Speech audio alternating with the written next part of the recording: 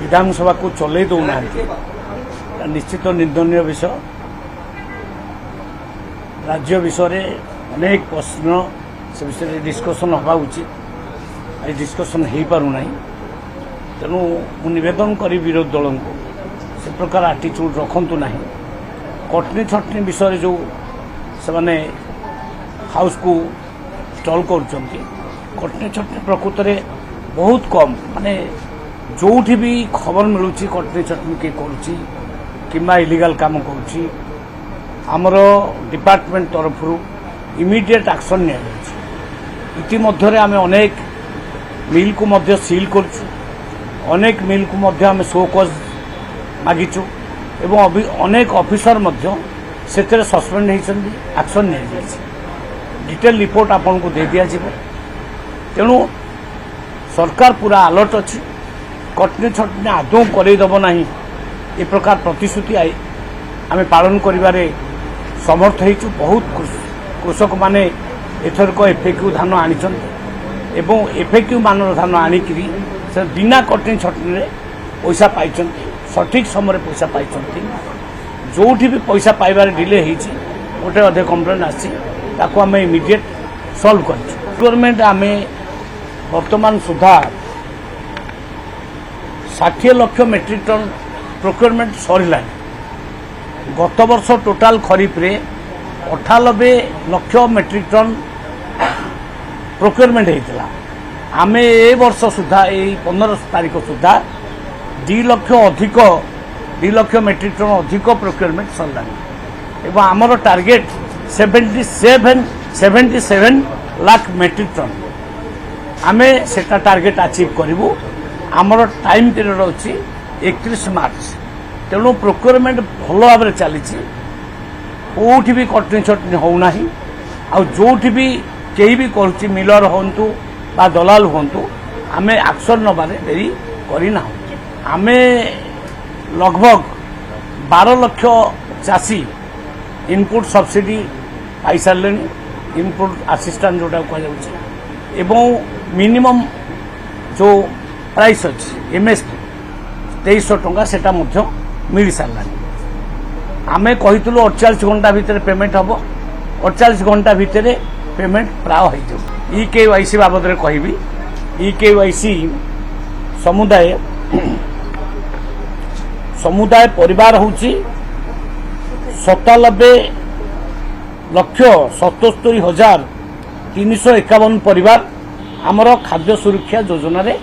समस्ते समुदाय इनक्लूड है सदस्य होउचंती ये जो परिवार सदस्य संख्या होउची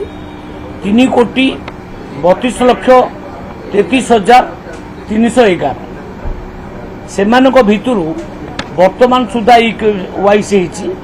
2,69,08,457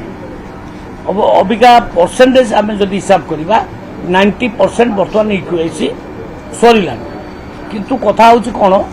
आम फेब्रुआरी 15 लास्ट डेट रखी आज से डेट सरी जाऊँगी किंतु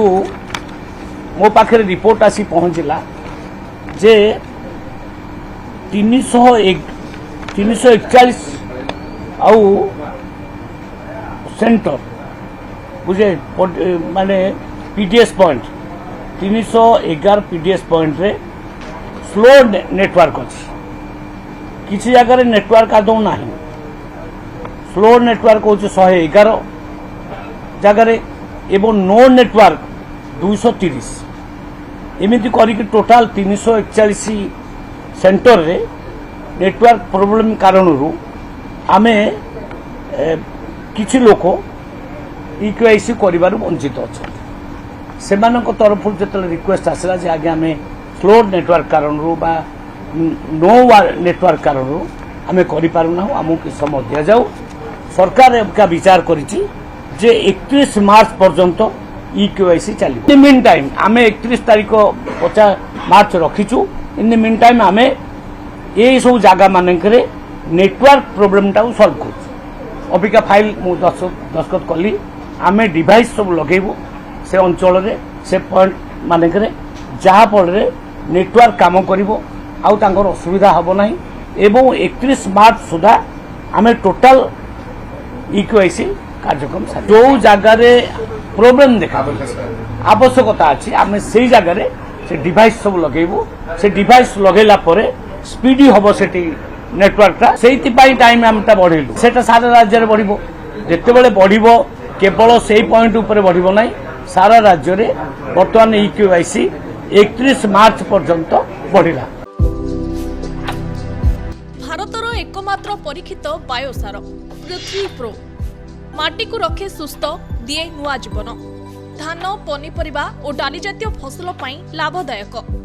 अमल बढ़ाए रोग कमाए आज ही जमीरे प्रयोग करंतु जोगाजोग पाई 9937054201 नंबर को डायल करंतु। आम सह जोड़ी हेबा पाई आमको लाइक फॉलो और सब्सक्राइब करंतु।